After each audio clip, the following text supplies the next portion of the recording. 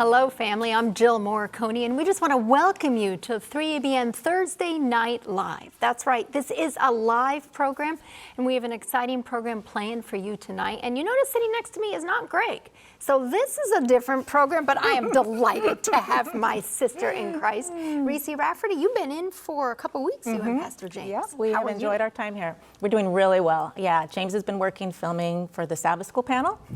And I've been working on hopefully some exciting new content, health programming that I really hope is going to be a blessing to you guys at some point. We're hoping maybe in the next year getting it out. Amen. I'm really excited about it. She's already done the recording with it on location, and now it's in the editing phase, which always takes a little bit of time, but very, very excited. As Risë mentioned, Sabbath School panel, we just finished a marathon recording.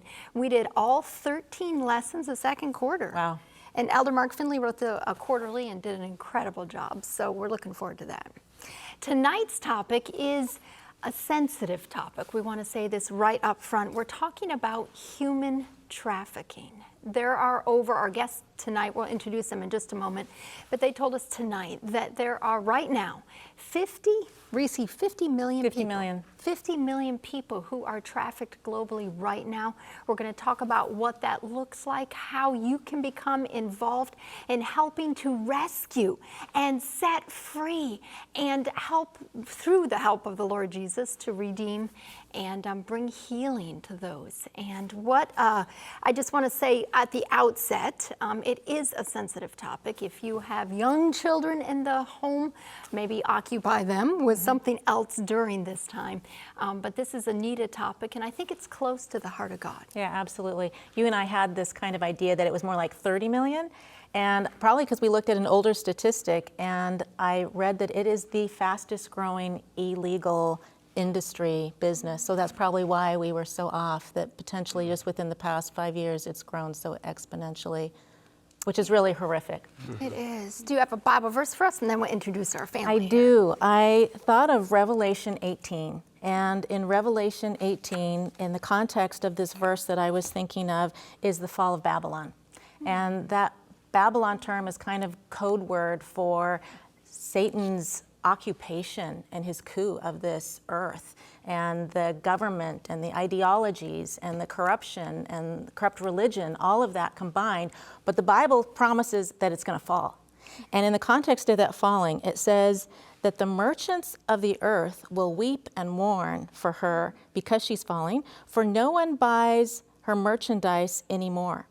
Now, it goes on to talk about her merchandise and what that merchandise is: gold, precious stones, cinnamon, incense, food, frankincense, wine, oil, animals. But in the context of all this merchandise, it ends with the bodies and the souls of men. Oh, wow. And I was thinking, since when did bodies and souls of men become merchandise, commodities that we are exploiting for our own financial gain? And the good news about this Bible verse is that it's going to end. Amen. That God is going to bring this to an end, and he's using people like you to bring it to an end. You know, may his kingdom come on this earth now, but ultimately it's all going to be gone. But the sad part is that it's existing, so much so that God saw that it was fit to include it in this list of merchandise. That's incredible. Thank you for sharing that. We got to introduce our family who are here tonight. This is the ministry of Child Impact International. They have been on 3ABN before. I had the privilege of interviewing you both before, but we have a third guest tonight. So let's start with Dr. Tom. Sure. Dr. Tom Evans is the CEO of Child Impact International. We're so glad to have you here tonight. Coming around, we'll do ladies next. This is Ashley Blake. This is our first time, at least my first time meeting you. And let me get your title right. You are Child Impact International Finance Assistant. Yes, that is correct. Is this your first time at 3ABN? This is not my first time at 3ABN. I was a member of the kids program way back when. But fun. Yeah. Hey, that's super fun. Yeah. I'm so glad. Okay. And then coming around the corner, last but not least, Jason Churchwell. You are Child Impact International Field Director. Yes, thank you for having us again here, Jill and Risë. It's a pleasure to be here with you again. So tell us, what is Child Impact International? I know tonight we're focusing specifically on child trafficking, and you have a whole, I would say, a whole portion of your ministry dedicated to that. But tell us just in a nutshell, what is Child Impact? Yeah, Child Impact has really been focused on sponsorship and giving kids an opportunity for an education, really empowering them through education to have a different future for their lives. We think of opportunities that we have often we take for granted, but for them to have an education, for these children that we support through sponsorship, this changes their world. And so we've been doing that for decades, originally called Asian Aid, and then started here in the U.S. as Asian Aid USA, but then going international quite a few years ago now became Child Impact International. And so we are in a lot of different countries all around the world and providing education for children that wouldn't have that opportunity. So the trafficking component we call Operation Child Rescue, fighting trafficking. And that's another component of what we do, eradicating exploitation. So before we jump into that topic, how did each one of you become involved in Child Impact International? What brought you to the ministry? You want to start, Jason? Sure. So I used to work for another international NGO and really got involved in human trafficking, interested in that issue. I have 2 little girls at home. They're ages 3 and 5. And so just when I would tuck them into bed at night, thinking about the warm, safe, comfortable place that we could provide for them, my wife and I could, and how many other girls don't have that opportunity, whose families, those who are supposed to protect them, are oftentimes the ones who are selling them, abusing them, exactly, and just really wanted to do more. And so I had sponsored a child through Child Impact for about 5 years. My wife and I had a little boy in India, and I got my tax return back from Child Impact, and Tom was the new CEO there, and he'd written a nice little note for all the donors, and I reached out to him, just responded to that email. It was probably by one of our office assistants, and Tom had signed it and written it.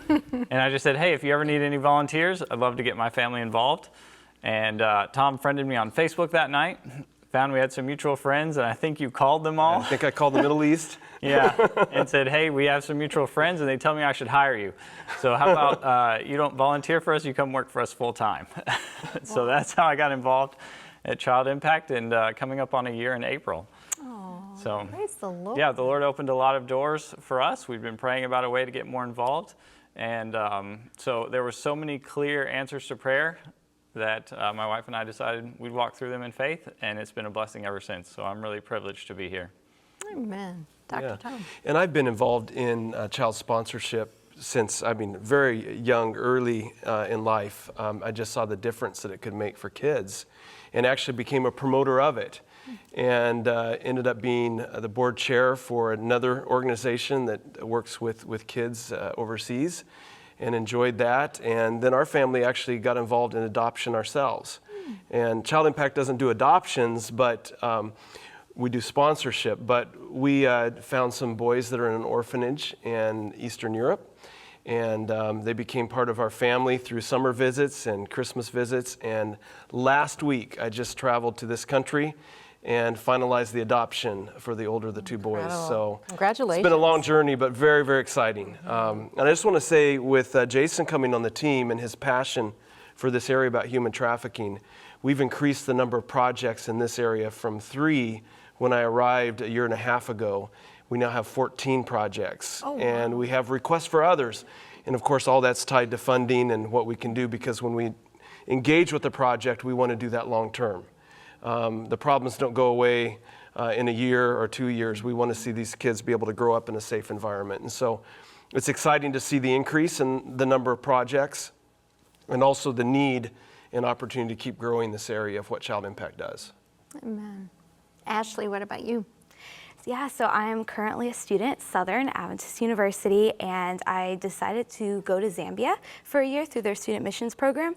So I ended up going to Riverside Farm Institute, and while I was over there, I think it just really solidified my passion for being able to work in ministry. I realized that I had different talents and skills that I could possibly use to help, and I heard about Child Impact while I was there. Tom actually came to visit while I was there, and they had the grand opening of the new secondary school that Child Impact helped to sponsor. So that was just so super amazing to be able to see that, and I thought it would be a good opportunity to come here and work once I came back from my time as a student missionary. Amen. Oh, that's super exciting. I love to hear those stories, don't you, Risë? Yeah, absolutely. That is excellent. So you were working with the kids when you were a student missionary? So I actually went to Riverside Farm to work on one of their business industries that they have there. I'm an accounting business major, but I did do some things with the school too. I helped with their music program a little bit, so there's definitely some interaction with the kids. Mm-hmm. You know, I think when we use the word human trafficking, it's kind of a new term. You know, so we're really talking about slavery, aren't we? And that human trafficking, from what I'm learned, there's like, well, 3 major categories, right? There's slave labor or enforced labor, and that can involve a lot of children sometimes. And then there is like organ harvesting and things like Right. that that can be done that is enforced. And then there's sex slaves, right? That we can put that under the category. Am I correct in those terms? Is there And more? there's forced marriage as well, and marriage. yeah, for child brides and these kind of things, yeah. But actually, a news article just came out. I just saw of slave labor right in the Midwest. You know, it happens at some of these chicken farms and some of these places like this, where individuals come across the border. They're undocumented, and particularly teenagers. And they're put to work in some of these places, and there's been a lot of legal activity around trying to break up those kind of things from happening. But it was just in the news about a week ago. I pulled there was another bust of child labor that was happening right in the Midwest. In the Midwest. Yeah, Isn't that crazy? That's not hidden. too far It's from hidden. us. Yeah. It's right underneath. Yeah. It's right there, but we don't see it. Right. So why did Child Impact become involved in rescuing and reaching out and helping those who are being trafficked right now? Okay, Jason, you want to share on that? I can tell you why I got involved. You know, Child Impact, I think your first project was one in India with a lady named Anita, and it's called the Freedom Project. And Anita's been working for 25 years in India, and they had a task force team that would literally kind of go in, bust down the doors of brothels, take out young kids who were held against their will in these places. Yeah. And then they had what they called the Azari home, where they would take these girls, and it was like a safe house where they could grow up, they could give them life skills training. And since then, we've helped them open a bakery. They have a soap making business now. They go to school, and we were able to travel and meet them in November. Some of them have children even at the home that are also being raised now in a safe place. So that's kind of how Child Impact got involved. And so I feel like it really fits with our sponsorship kind of model. Once we rescue these girls, then we can get them in education and put them on our sponsorship model. And so we feel like that's core to who we are, helping eradicate exploitation and helping those kids really have as many advantages as we can possibly give them to be successful in this life, but also introduce them to Jesus so they can have hope of eternal life as well. So we actually met the first girl to graduate from that Freedom Project, the Nazari home. She was there, she came to meet us, and she's starting her own little business. But I think what really struck me is there's a light in her eyes. She glows. And in fact, I did a video that panned across the group of young ladies, and my wife was like, "Who's that?" She's alive. She has this energy, and you think from where what had happened to her is that she was taken. We're going to go to some party, and she dressed up in traditional Indian garb to go to this party, and she got there, and everyone was wearing almost no clothes, and she's like, "Where am I at? What's going on?" And next thing she knows, she's forced into sex trafficking. But she survived that. How old was she when she was taken? Do you remember what? I don't remember her age. Young teens, I think it was. Saw her yet when she was still a teenager, so it's been a while. Yeah, so she's probably 19 or 20 now. Yeah. So you saw her, and then you saw the light in her face. Oh, absolutely. She glows. Yeah. And then you give them a trade. Yes, they're very good cooks. Yeah, we were able to pick and sample some things from their bakery, and my daughter is actually involved in making soap, like really, good for the body kind of soaps. And she's done some mentoring with them for their soap business, which is kind of neat to see that happen as well. But yeah, we want to see, and I think, Jason, you look for several things in partnerships, because Jason is the one, as our field director, that has initial contact with potential partners. Sure. So when we kind of are vetting a new partner, looking to go into a new area, we look for a couple things. Because child sponsorship is core to what we do, is there an Adventist school nearby where we can send kids? And then is there a rescue component that we can do? Human trafficking is something that happens in every state, in every city in the U.S., and of course around the world. It's everywhere. It's just hidden. Yeah. And so when we rescue the kids, we like to be able to sponsor them to go to school. And then we also like to have some type of income generation project, so that that project can support itself in some way through that business. And then also we teach the kids a trade, some type of vocational training, where they have the opportunity then to not have to go back into that type of work. What we often see is that people who are trafficked go back into trafficking. They're trafficked over and over and over. But if we can give them a skill and a trade, then we can hopefully break that cycle and really help them on a path to freedom. Yeah. And so those are the three things that we look for in a partner and that we try to include in all of our projects. So when you say that you're rescuing them, are you the one breaking down the doors and rescuing them out of the brothels, or what's the connecting link between those who are doing that kind of work and you guys? How do you actually receive the children That's a great question. or the women? So what's happened in a lot of countries is the governments don't like to be known as places where their citizens are being trafficked. So it's actually a huge blessing that governments have set up anti-trafficking task force units. And so that's really the work that the police needs to be doing. And so for instance, in India, they've now set up those units within their police force, but once they rescue the girls, they need a place to take them. And so that's kind of the role that our projects fill, is there places that the police can drop the girls off. They know they're going to be safely cared for. They know they're going to be fed. They're going to be clothed.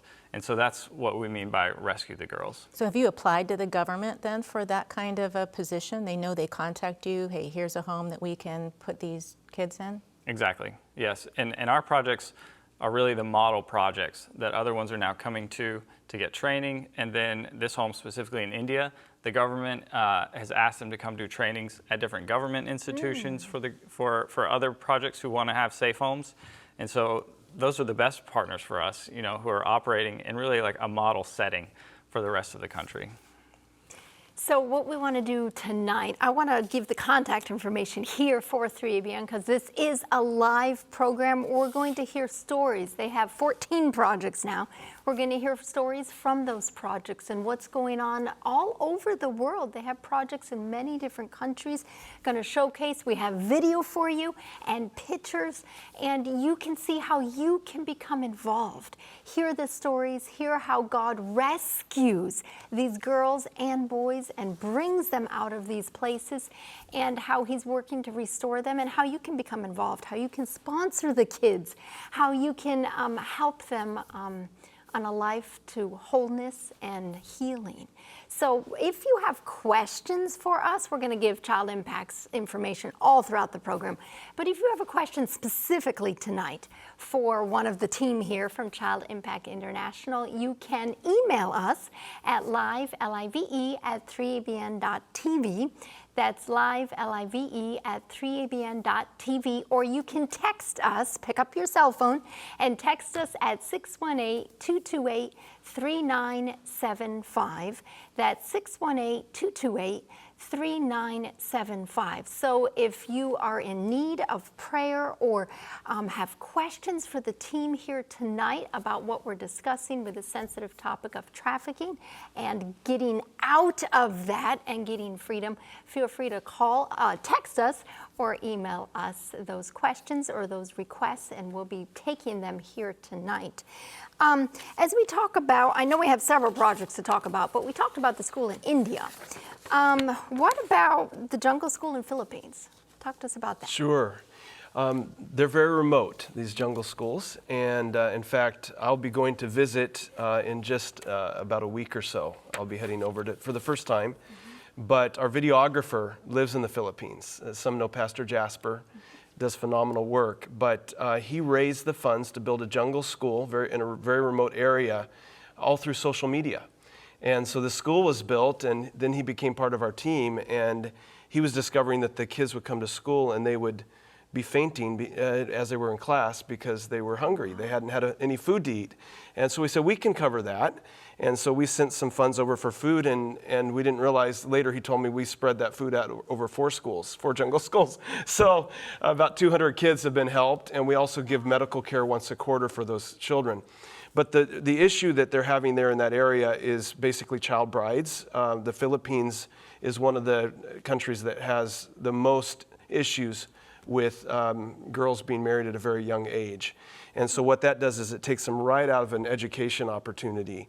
And so there's a lot of illiteracy in some of these mountain villages. And so for these girls to be in school, to get an education, can help them, prevent them from being into a forced marriage situation with an older man that they would not choose to marry on their own, but they're kind of forced into that situation. So it's a mitigating factor against that. And we've also had an incredible story of a baby there that was, the mother died in childbirth, and they placed the baby to be buried, the live baby to be buried with the mother, because the dad thought it was a curse, that the baby was cursed because the mother had died during childbirth. The baby was alive, and The baby was alive. They were going to bury the baby alive. And so, in any case, some folk found out about that, and they were able to rescue this baby, and he's been adopted, and we helped with that adoption. And I get regular updates on my phone of this growing young boy, and he's just gorgeous. And it's so exciting to know that he was rescued.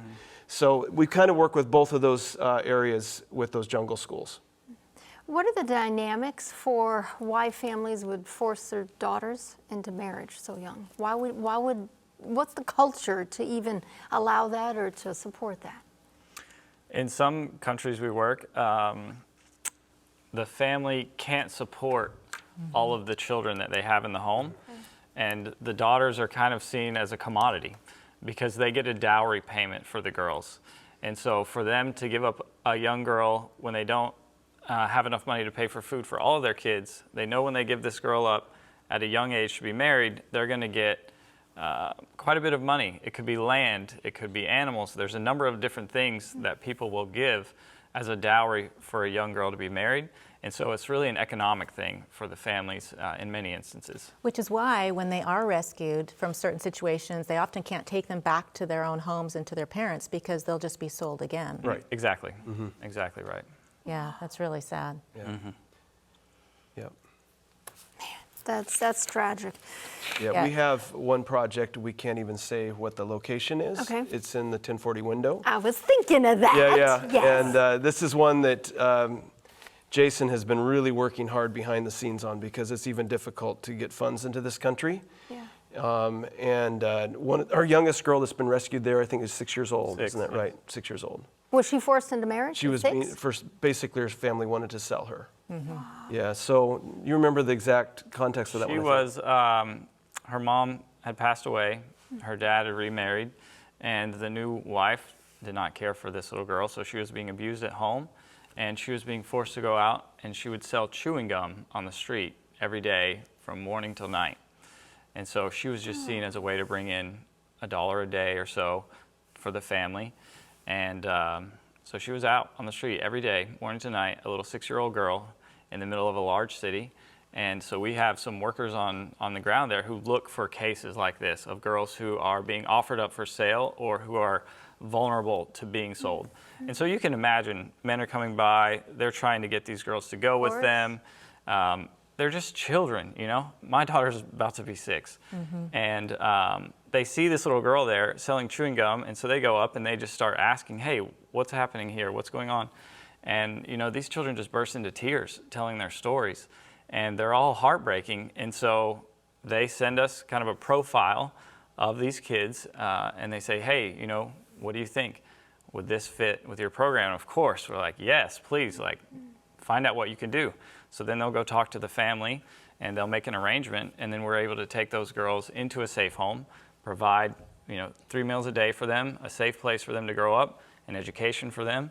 And it's really a joy to see from our side, but it's also tragic to know what's happening. Last Sabbath, I was sitting in Sabbath school with my daughter, so you can see the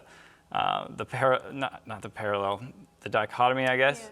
I'm in Sabbath school in an Adventist church with tons of happy kids, and I get a text on my phone.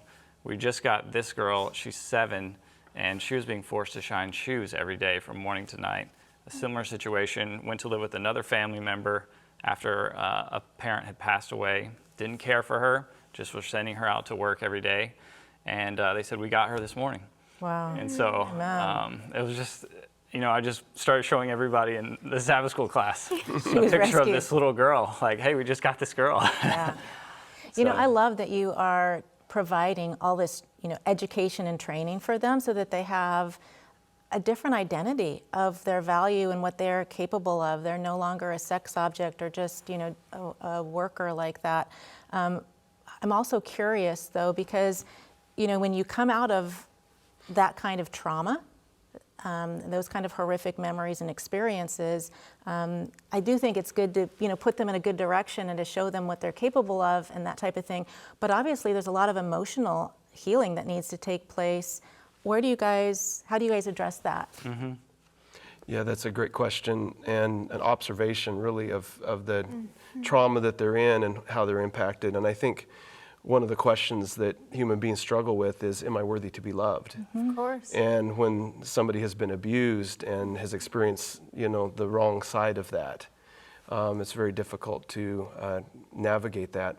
I think probably one of the biggest joys that I saw was visiting one of our projects in Tanzania. And what they've done is they've given all of these kids a couple of mamas. And they treat these kids like they're their own, and they have them in little cohorts of smaller groups of kids in a home type of setting. Mm-hmm. And I have not seen in the United States, any other place I've been, the amount of joy and laughter and apparent emotional health that I saw simply by these kids being in a proper nurturing environment. Now, in some cases, certainly where possible, we want counseling to be involved. We were on the border of Ukraine, bringing women and children across, some of the first women and children that came across. Oh, wow. And one of the ways we were involved was to hire a counselor that spoke their language. We took them into Germany, into Austria, and we had that counselor available. We funded that so that these women and children could find some healing that way. So each case is a little bit different, but actually that's number 15 in terms of our projects. I forgot to put that one on there. Oh, okay. But we're kind of wrapping that one up, but we're still involved in some ways with that particular project as well. So you're in Eastern Europe, you're in Philippines, in Africa, and South America. South America. Yep. Have you mentioned that one? Mm-hmm. We're in South America as well, yep. In the 1040 window. Yes. Yes. So really, this is a global ministry. Yeah. You guys are. Yeah. Are there places where you feel like there's more need, that you're investing more energy, and that you need more help, support? There are places where we know the need is just extreme. One of those is in Ethiopia. Yeah. And we can mention this about any project, but in Ethiopia there's a civil war right now.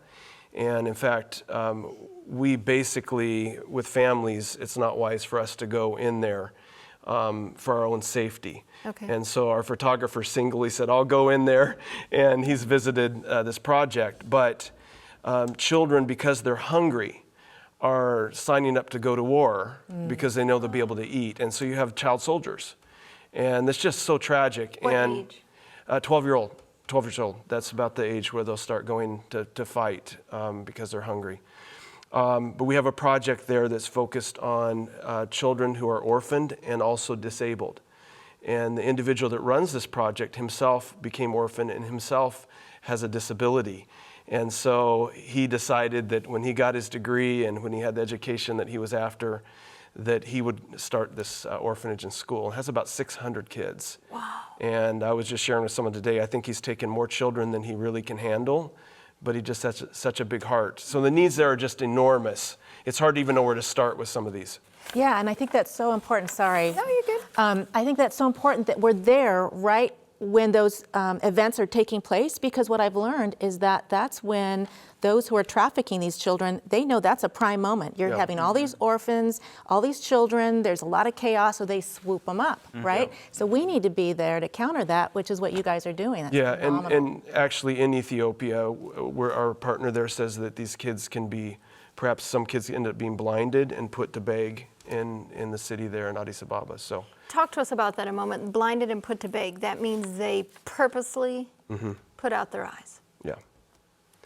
And why would they do that? And who does this? Right, so that people will feel sorry and give them money, and they don't get any of that money. That all goes to the people that are trafficking them. Is this the people who traffic them who does this, puts out their eyes? That's my understanding. So I've not seen that personally, but I've not been into Ethiopia just for safety reasons. But it's a challenge. The person who runs the orphanage, you had Yeah. referenced him a little bit. Can you tell us a little bit of his story? Sure. His name is Suleiman, and when he was young, his father passed away. And at some point during that time, they were cutting down a tree, and he was sitting watching, and they were trying to pull the tree in the opposite direction of where people were watching, and it actually fell on him, and they thought it had killed him. But he revived, and from that moment, though, he had absolutely no use of one of his arms. And so after that time, a famine was there, and the mother and sister, they were very hungry, and they sent him to go try to find some food. Well, he waited in line. The third day in line for food, he fainted and passed out. And so after they brought him back and gave him some strength, he said, I've got to go back for my family. Well, he went back, and they passed away. So now he's a disabled orphan. And another sponsorship organization sponsored him, and he went all the way through to get a university degree. The government wanted to hire him. He said, no, I want to go help orphan, disabled children. Just like him. Yeah, that have taken this journey like I have and help them have a better place. So just a tremendous person. We want to have him come over and visit. I don't think he's ever been outside of Ethiopia. It's his dream to come to Yeah, it's a great story. We were talking about bringing one of our partners over. Who should we bring over? We have a special week in October with our team called Home Week, and we wanted to just spend some time with one of our partners. And Jason, sitting there in the meeting, said, Suleiman's calling right now. So maybe that's an answer. So he said he doesn't. Share what you asked about the passport. That was so interesting. Yeah, I said, do you have a passport? Can you come? Right. Yes, I have a passport. I said, well, is it valid for 6 months after October, because you have to have that. Well, actually, it expired, but I was just going to get a new one tomorrow.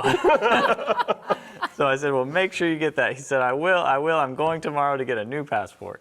So we're looking forward to him coming. That's exciting. And we're going to have him at 3BN. We hope so. Yeah, it'll be a blessing. Definitely. We would love that. So we'll do that interview and feature his story. So you get to meet Suleiman this fall, this coming October. Hopefully we'll be able to do a program with him, and you get to meet him and hear the stories of how God's working in his life. What's incredible to me is that you would think when you go through pain, when you go through whether it's trafficking or disability or famine or all of that, that you would turn bitter. And yet he wants to give back. Do you see that? What is the emotional, this kind of goes off of Reese's question earlier, but you said they were so happy, the ones that you went to visit. And yet you would think they would withdraw, or you would fight out against other people or be afraid of people. So why do you think that is? Yeah. Go ahead. Well, I think one of the phrases that one of our partners said this last year that just has stayed in my mind, she said, when you have hope, you have enough. And it's like they've been given a glimpse of hope. I mean, their future before them was bleak. There was no options. And in fact, many times children end up in these situations because they don't think there's any other option for them to survive. And so when they have a glimmer of hope and realize I can have a bright future, there's options, there's opportunities for me. And so many of these individuals want to give back. And we just hear that over and over again. Because of what I've been through, I want to help others that are in a similar circumstance that I was in. And it's just beautiful to see it.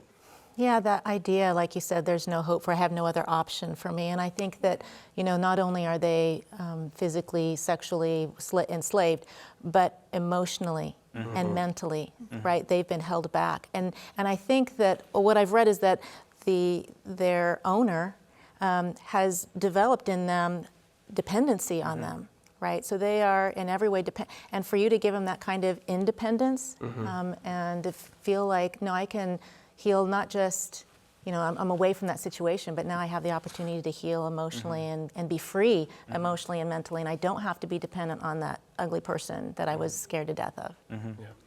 And we, I think, should just pause and don't want to paint like a perfectly rosy picture that every person that you bring out, you know, is immediately changed. It's a process, right? Because they're starting a whole new life. And we just heard a testimony of a girl today, and she wrote in there, sometimes I act out, I do bad things, I don't know why, but I'm working my way through that. I'm becoming a better person. Isn't that all of our story? Exactly. I mean, and then even more with that kind of trauma, you exactly. know, it's like, of course. It's a process, but when you take someone out of that situation like you're talking about, where you have no decision-making ability and they have freedom now, and they're surrounded by people who love and care for them, and they're learning to trust people, learning to share their stories with them, and they're being introduced to Jesus, you know, who's the ultimate healer. It just makes all the difference for these girls. Yeah, I thank God that He gave us a resilient mind, you know, a plastic mind, especially in childhood. You know, that I was telling you guys how I heard how, or I saw this comparison of physically trauma, a brain that had experienced physical trauma versus a brain that had experienced trauma through this emotional and sexual abuse and this kind of thing. So they do the scan and they looked like the same, right? Just, you know, tremendous damage that was done physically to this, to the brain. And yet that resiliency means it doesn't have to be stuck that way. Like, no, it had the potential of growing and changing and being transformed is physiological, and it's God's blessing. I'm so thankful for that. At any age, but especially in childhood. Yes, it's amazing how He made us. We believe in the ministry of Child Impact. We believe in what you all are doing. We're so excited to be able to share these projects with you at home so that you can become involved. We want to talk tonight about a special project in Zambia at Riverside Farm Institute. But first, let's just put up the website. We're going to do it several times this evening. ChildImpact.org. You can go to childimpact.org if you want to become involved, if you want to sponsor children, if you want to help in these projects. Are the projects listed as far as all the different ones all over the world that can people? For sponsorship by country, yeah, you can select which country. And yeah, those are available right now. You can go online and decide to sponsor a child. And you are a sponsor as well. Yes. So, of 2 children from Ethiopia, which is great. But better not travel to see them. Not yet. That's right. No, Greg and I did that, and we're so excited. A little girl and a little boy that we sponsored from Ethiopia. So this is just near and dear to my heart. My heart breaks. You know, to think of the pain, to think of, I just can't even imagine. A child's life is supposed to be beautiful and supposed to be safe and supposed to be happy and nurturing, and then to be in a place where you're enslaved and you're dependent on the other person, and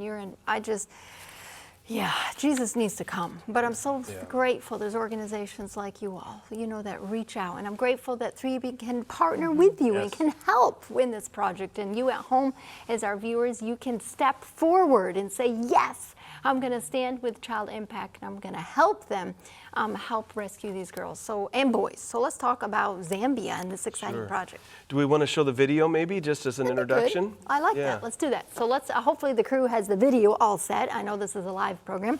Let's go to that video here right now.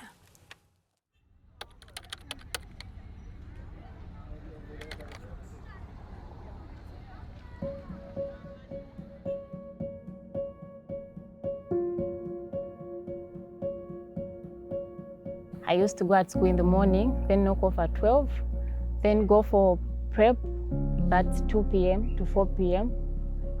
Then at 5, I go and sell. Yeah, after 5, 7, we go at night. Yeah. They've got no choice. They can't be watching their kids, sisters, and brothers starving. They have to go there. They've got no choice to say, if I stay at home, my kid sister will not eat anything. Chirundu is a small town that borders Zimbabwe, about 1 hour from Riverside. And one characteristic that makes this town unique is the amount of traffic with large truckers that drive through for import and export.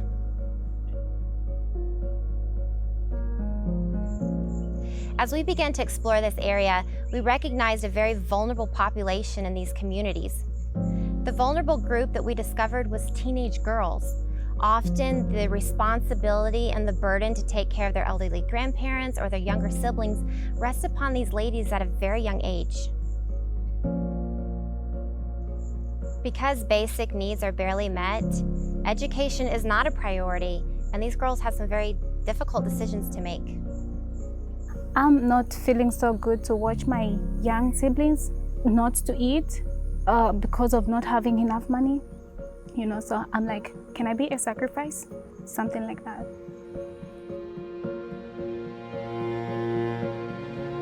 You know, you have trucks coming in and out of the town, and you know how sometimes these truck drivers, in the process of trying to relax, they approach girls, you know, to do certain things for them, and that girl will feel like, okay, fine, let me give in because I feel like they're going to give me what I'm looking for. The moment I get what I'm looking for, I'll be able to help out at home. They go sell to the truck drivers. Later on, they go into the trucks, do something else. They're given money. They survive. Some of the girls that are taken are not even that of age. Some of them are 12, 13, 14. By providing an education for these girls, we hope to intersect before they get to that high-risk age and be able to provide them a different hope and a different future. I look at education to be a very important tool because it makes a lot of people be aware of certain things. You know how being educated, or rather just having an exposure of education, just alerts your mind, you know, like you just become alert of certain things, and because you know that you're acquiring a certain skill, it exposes you to a lot of things. Imagine how you have an education and you've probably come across of certain things, the dangers of giving yourself to, you know, big men and everything. Like, trust me, you wouldn't really fall for it because you've already had an exposure. You've learned about such things. Someone has taught you the dangers of such things. So really, an education in this case can really be helpful. It's really helpful to say it. It's really helpful to young women, young girls, especially.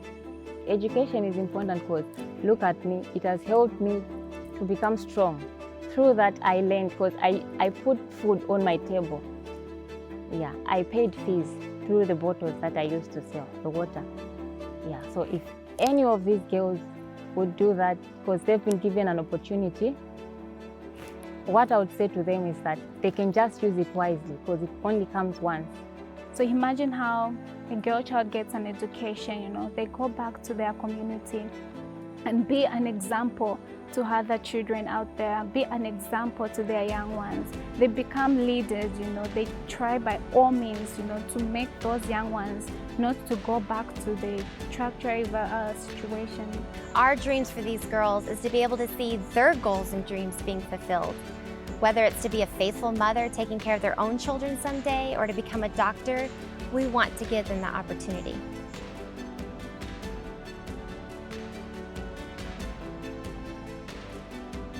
We are so thankful to be able to partner with Child Impact so that children and communities all around us can have lives that are mentally, physically, and spiritually fulfilling. This is our passion, and this is what drives our mission. It's no longer putting food on their tables in survival, them becoming more strong women. Now they can focus on achieving their dreams.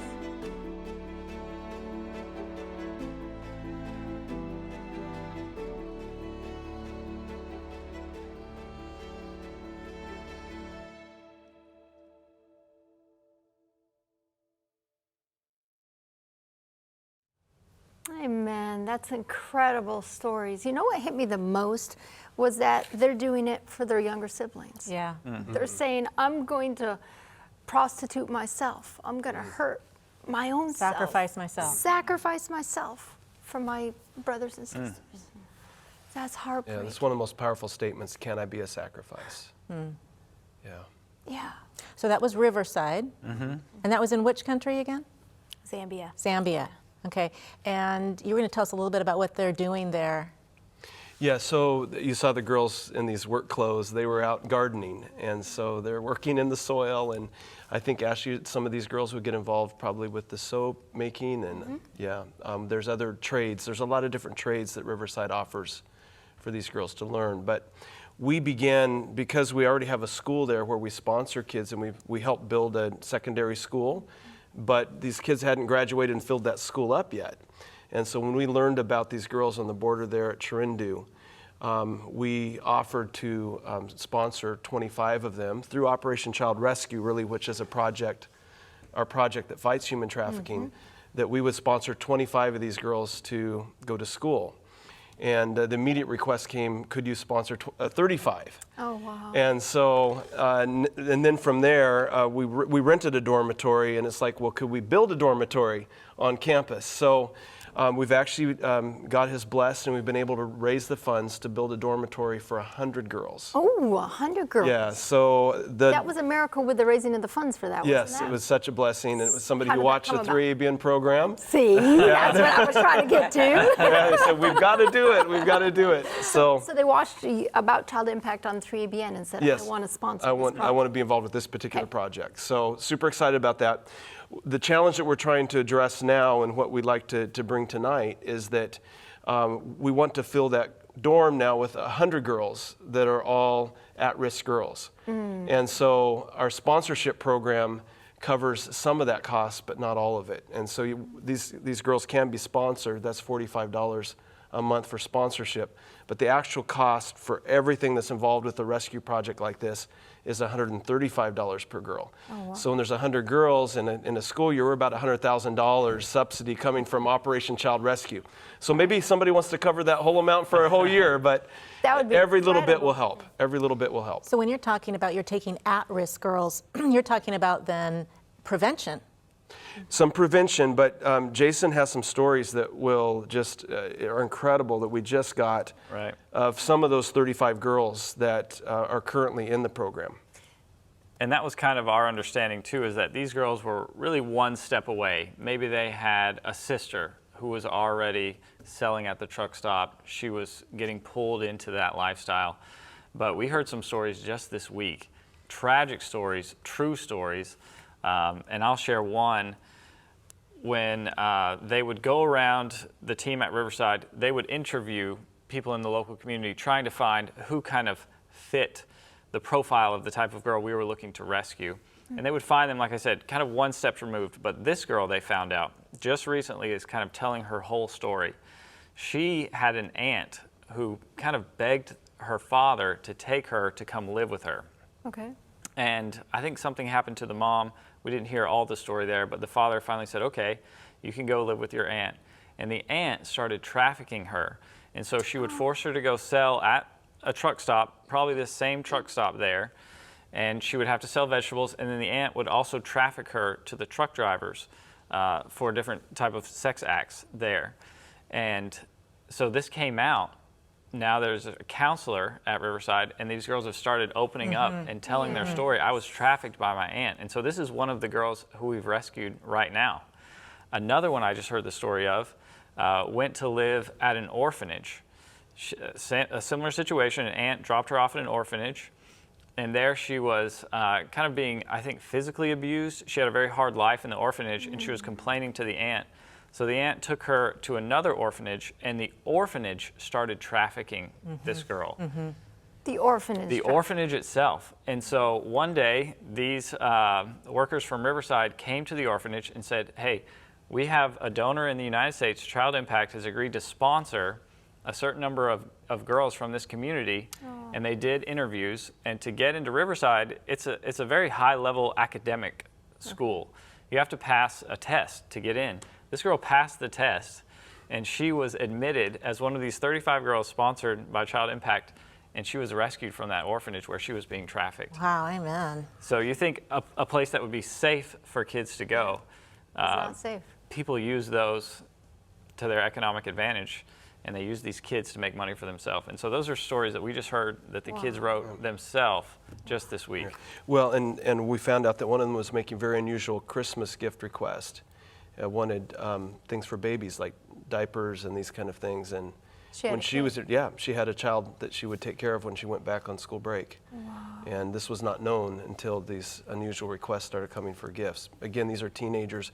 The majority of children we brought in that first group of 35 were for grades 8 and grades 10 because there's no government exam during those 2 years. And so they want to give them a year of school before then they have to be tested with government exams. So gives them a chance to catch up a little bit academically. Yeah. Wow, that's incredible. So I want to go back to the aunt who trafficked, and then we can keep going with this. But how do you deal with that? I'm not even talking from the kids' perspective. I'm talking from your perspective, because you work with this. How do you even forgive? I mean, I'm just sitting here going, I'm boiling inside. Like, how could an aunt do that? So how can you do that to your family? So how do you even yourselves work through that? I mean, I'd be angry. So with this last example that Tom was talking about, when they went to interview the girls, they found out that she was being sexually abused by a family member. And so they took her out of that situation and they took her to another family member where she was safe. What the team didn't know is that while she was being abused, she got pregnant. And so even after they relocated her to a safe place, she had the child, and then she would sell vegetables every day after school to kind of earn extra money to help pay for her child back home. And so it didn't come out, like Tom said, so Child Impact has 3,300 kids that we sponsor, and people donate every year to a special fund called the Gift Fund, where every child in our sponsorship program gets a Christmas gift. And we give money to the field officers. In this case, we gave it to Riverside, a certain amount per child, and they'll ask the kids, hey, what would you like for Christmas this year? And so we really try to give the kids the opportunity to decide for themselves. You know, they can make a little wish list, and that was what her wish list was toys, you know, baby food, things like that. And so that's when they found out. So they tried to intervene, tried to get her away from that situation as much as possible. And so that's really the response. Get them to a safe place immediately, and then to work with them and walk with them through that trauma and healing process. So the powerful thing now about having this dormitory on site is we're renting right now, and they have to be escorted onto campus. So there's a little bit of a walk to get onto campus. And one of the challenges, I think I have a picture on this one of 4 children that I met that are not within walking distance. Yeah, there they are. They're all orphans. Their parents passed away, and so a grandmother's looking after them, but they're too far to walk to Riverside Farm to go to school.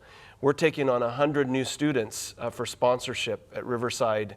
They're being processed right now at the primary school. This is separate from the 100 that yeah, you're trying this to do is for the separate from girls. that. Okay. And of course, they get there and they get this education. They're in a protection opportunity there. They're in a safe place. But we've been able to provide funding for a couple of buses.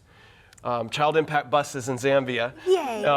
And of course, it says Riverside Farm on it too, of course. But now these children can actually get safely to the school, being picked up in those impoverished communities. I think Ashley can tell you what it's like in some of those communities.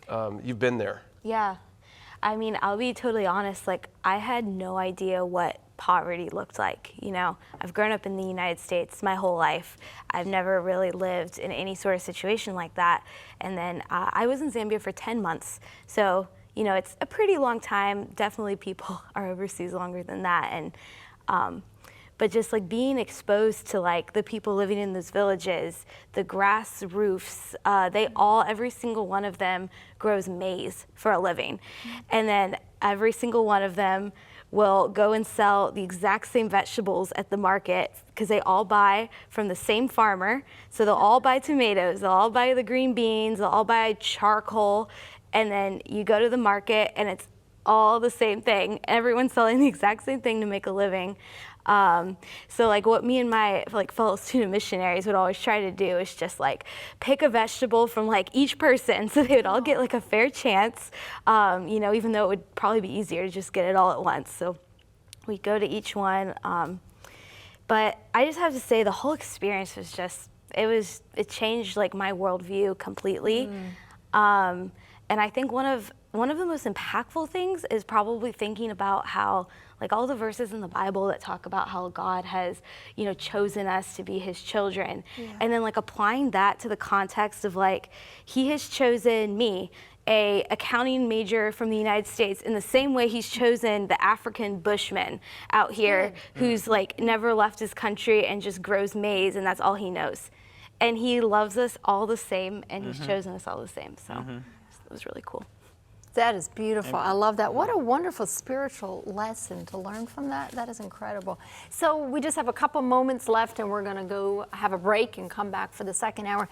So right now you have 35 girls right now in the program. Are they all sponsored?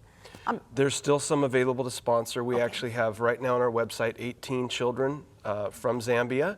There are a few from another school that's nearby. Again, the context is very similar wherever you're at in Zambia that way. But As far as they're all trafficked, wherever you are in Zambia? There are a lot of orphans in that particular school. But there are some of the girls that are on the site right now. Of course, then there's going to be a lot more added as the dormitory gets completed. That's our hope, that we can see those girls supported to go there. So you're trying to get 100 is your goal. You're trying Yes. to get 100 girls in there. Yeah. Go ahead. I was wondering, how long do they stay with you? How many years or months? Well, the ones that will come in, again, will probably be typically 8th grade and 10th grade. And so they'll learn a trade, they'll get an education. We hope that they can graduate with skills to earn a living.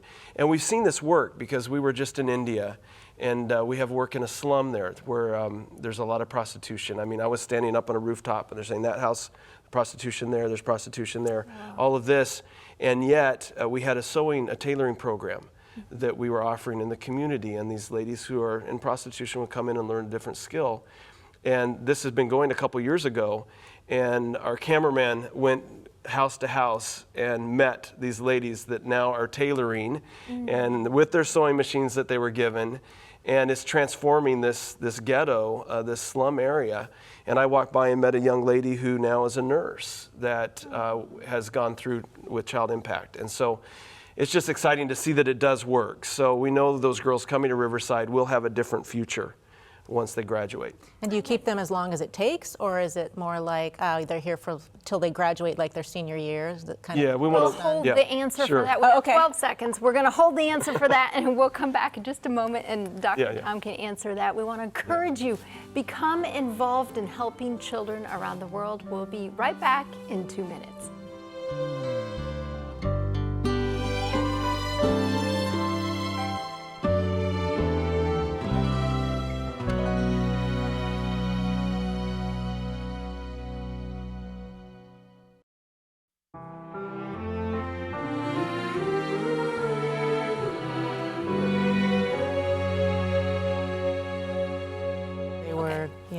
Welcome back to our special 2-hour live program, 3EBN Today Live. This is a live program and you are sending in your questions. Thank you very much.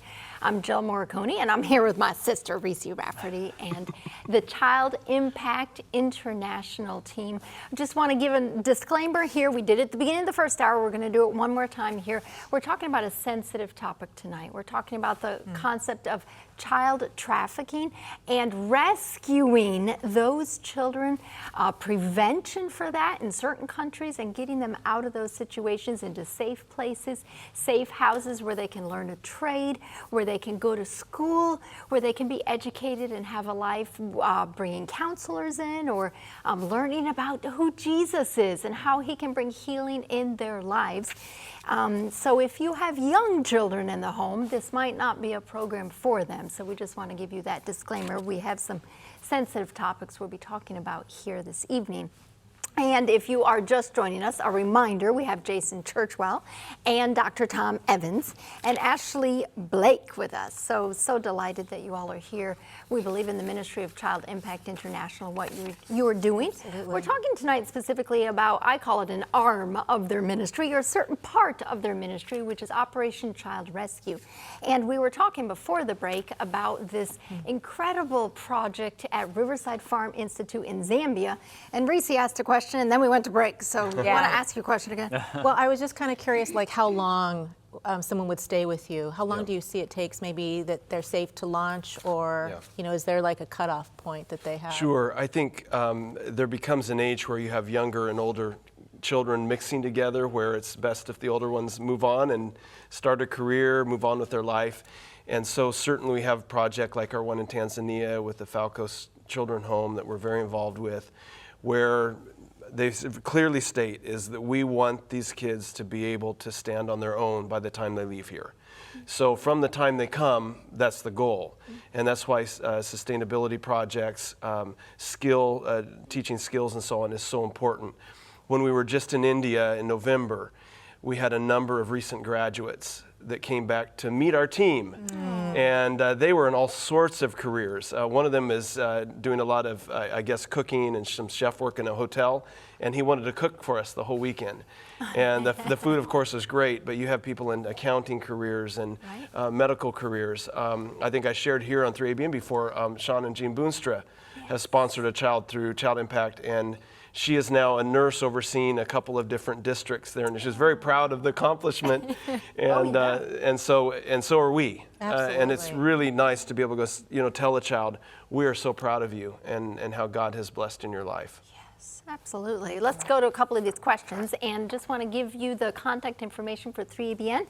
If you have a question pertaining to this or the topic here tonight, you can text us at 618-228-3975. That number again is 618-228-3975, or you can email us at live@3abn.tv, live@3abn.tv. This one is from Brianne from Alabama. Is it possible to bring some of the children to the U.S. to be fostered or adopted by Americans? Wow, that is a great question. That is not the business that Child Impact is in. I think even in the context of our own adoption for the two boys, there was an effort by the government in the country that we were in to find family members, to find homes there in that country that, in a similar cultural context. That's the easiest for the child, isn't it? But I was attending church at Collegedale Community Church. I think maybe my first Sabbath there was a fellowship meal. And I sat down by this lady who had adopted, and her two adopted children right there from Tanzania. And one of our projects that's on that list you have now is there because of the conversation with this lady. And she, while they ran that project, had adopted them, brought them to the States, and they're classmates with my boys. And so it does happen. And we do have one of our projects where we have a board member that is in the process of adopting two children from that project. One of the boys she's adopting was thrown into a toilet and has acid burns on his body from that. But she went to visit this project and was so moved, she said, I think initially they thought maybe they would adopt one. And they have teenagers that are, ready to leave the nest almost, and they're ready to start all over again and say, we're going to bring two babies into our home. It's just incredible when you see that kind of commitment. And so we would be happy for individuals to contact, and I'm certainly willing to share my own journey that way. I've shared with a number of people how you can get involved in international adoption. But we only have one project right now with Child Impact where we're kind of piloting that. Okay. If it's successful, we'll open that up and we'll make that available and go into that area. So we want to see how it works for our board member first. But I do have a path for international adoption that I'm happy to visit with people about. That's fabulous. So people can contact you. Would email be the best, or calling the office there? Yeah, probably to call the office, and I'll get back in touch. Let's put that number up. We have that number for the office. That is 423, I gotta see it here, 910-0667. That's 423-910-0667. That's the office number for Child Impact. If you have questions about that international adoption, or you want to sponsor children, or you want to get involved in the Ethiopia project or the Zambia project at Riverside Farm, or any of those avenues, or you can go to their website, childimpact.org. That's childimpact.org, or you can email them at help@childimpact.org. That's help, H-E-L-P, at childimpact.org. This one's for Ashley. Whoa. This is a question for the college student, Ashley. I'm sure college is busy. Why did you decide to work for Child Impact on top of school? And what is your favorite part of the job? This comes from John. Oh, those are all good questions. Well, the easy answer is, having a job is nice, of course. But I think when I was a student missionary at Riverside, I you know, I really discovered that I enjoyed working in ministry. There's something especially fulfilling about it versus working for like a for-profit company where the whole goal is just, you know, about making money and like pleasing your customers or whatever. Something when you're working in ministry, it's easy to align that with like the spiritual journey that I'm on, because I feel like, you know, it's an avenue for the Holy Spirit to be able to work through me in some way. I'm an accounting major, so he can work through me with my maybe accounting skills I'm learning in class and help on the finance end of things. But oh, man, That's beautiful. I think my favorite part about working for Child Impact, probably the relationships I've built on the team, I would have to say. I feel like we have a pretty close-knit team, and I really like a lot of the people that work there. It's been such a joy to get to know all of them and kind of sharing that passion for ministry. So. Yeah, and my office is in a place where I can kind of hear when the phone calls come in. And Ashley has such an enthusiasm in her voice because she's been a part of what Child Impact is doing. She's experienced it. And we have another young lady that just joined our team in sponsorship. And she's spent, 2 or 3 years in Southeast Asia, Laos, and Cambodia. And there's just a life that comes from that when you know the difference it makes, when you've seen it firsthand. It's just contagious. Like this board member that goes over there to visit one of our projects to do some dental work and comes back saying, I'm going to adopt 2 kids. And we can't wait to go back again. That's beautiful. Yeah. One more question here. Does Child Impact help and rescue boys as well? And that's a great, this comes from Jay, that's a great question. We've been talking a lot about girls, rescuing girls, child marriage or prostitution, but what about boys? We don't have any specifically focused on that. I would say Ethiopia would probably be the closest, where these kids are just, they're all referred to us by the local kind of social services to Suleimans, to orphanages, where they take them in. And these are kids who are at risk, like we said, of going and being recruited into the civil war there, but nothing specifically targeted at boys. This is an issue. I think about 4 out of 5 kids who are trafficked are girls. And so we've kind of gone after that lane, but are certainly open to it. If anyone out there has a project they need funding with or a passion for that, we can partner with them. Certainly something that we're open to and would love to be involved with in the future. Yeah.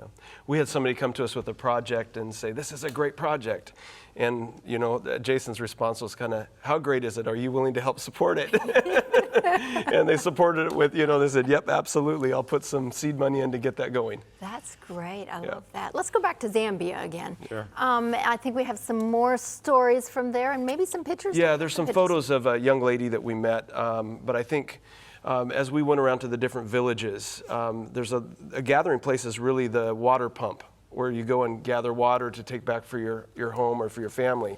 And so here's one of those locations. Wherever there's a water pump, there's people, and it's young people and girls typically that go and take these buckets, and then they put them up on their head and they carry them along.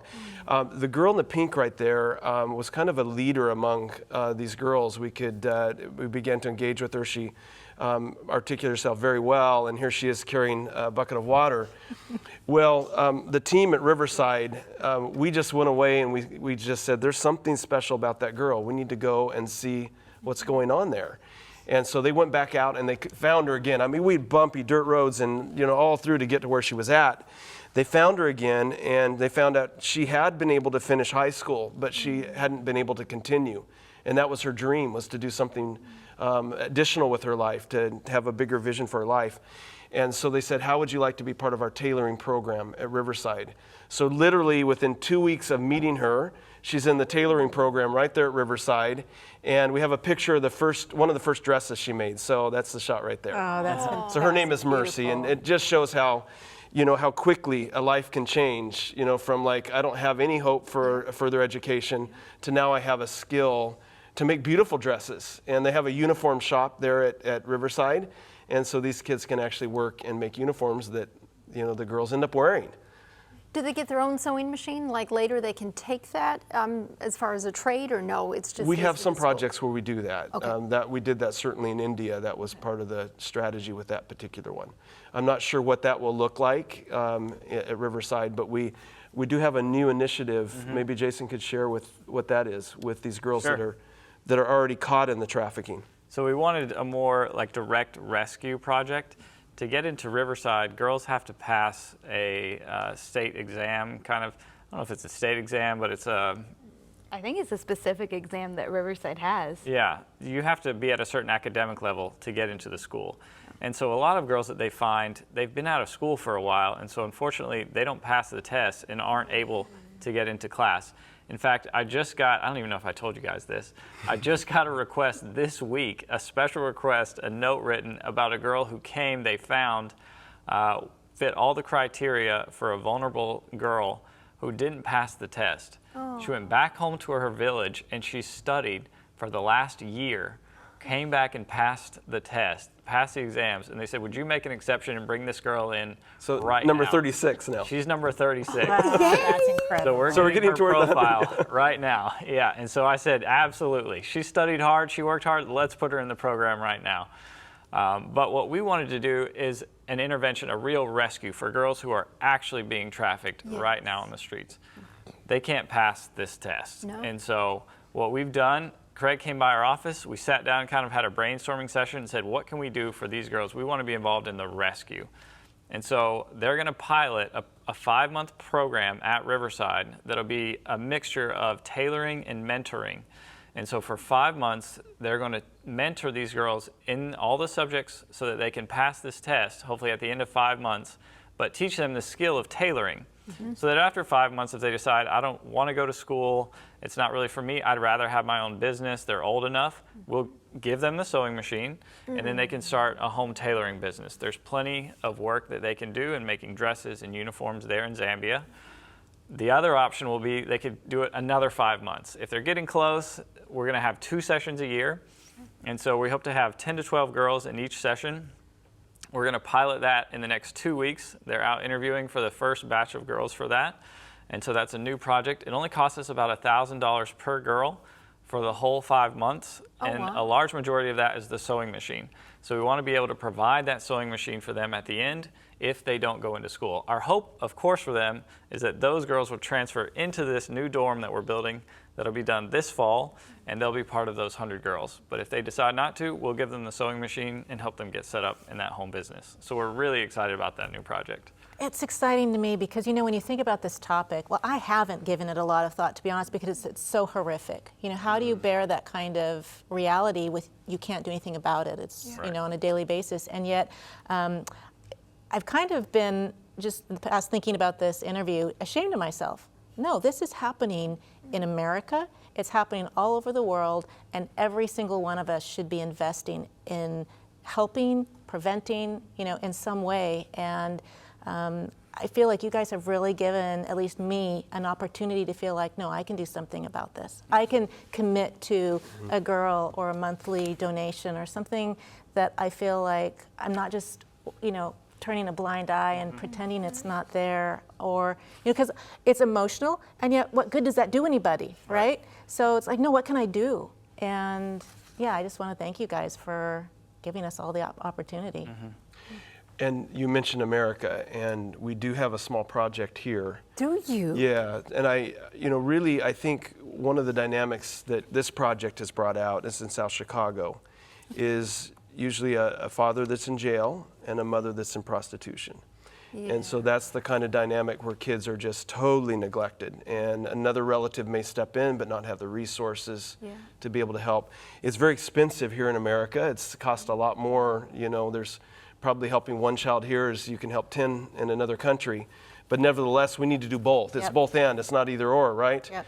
And so we want to help these kids. But I think one statistic that's really important for us to be aware of is that within 24 to 48 hours of a child running away, they've been approached by a trafficker. Wow. But most of trafficking in the United States happens on the internet, and there's websites that people go to, and these girls are underage, and police are all the time trying to go undercover and break up these trafficking rings. But there's a lot more resources probably going in to stop it here in the U.S., but the real dilemma is that the U.S. is largely funding trafficking globally. Right. We are the we're the putting the number money one into customer. it. Yeah, we're putting the money into it. That's just heartbreaking. So that means you have 16 projects. If you have South Chicago, that would be 16. That's one. I think we have it on Is there. it I'm on not here? sure. Then I haven't seen it then. Okay. Okay.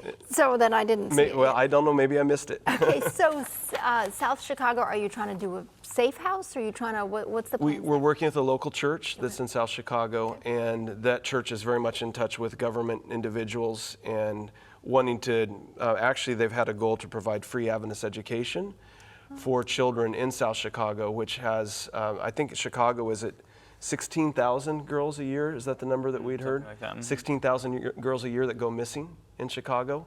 And 16,000 that go missing. A year.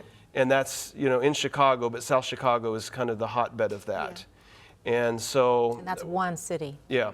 And so we have a very small project. Like I said, we're sponsoring four children, but we're paying for their school tuition. And you know what tuition costs in the U.S. for private education. It's expensive. So that's an expensive project. But of course, we can add more children to that project as well.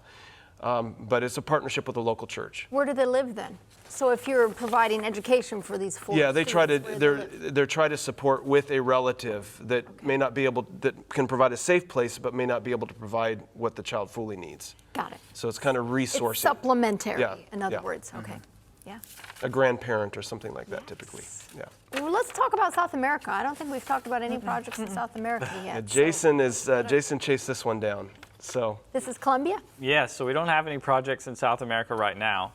And a friend of ours approached us and said, hey, I know you guys are trying to expand.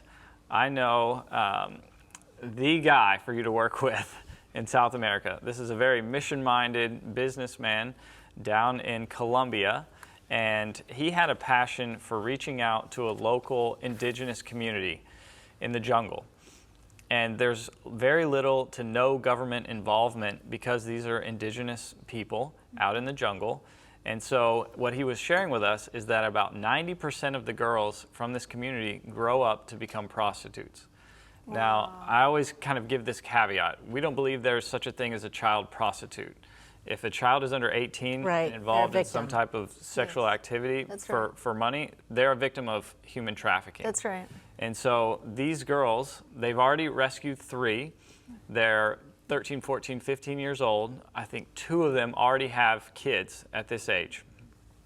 But there's a huge number still out there to be rescued.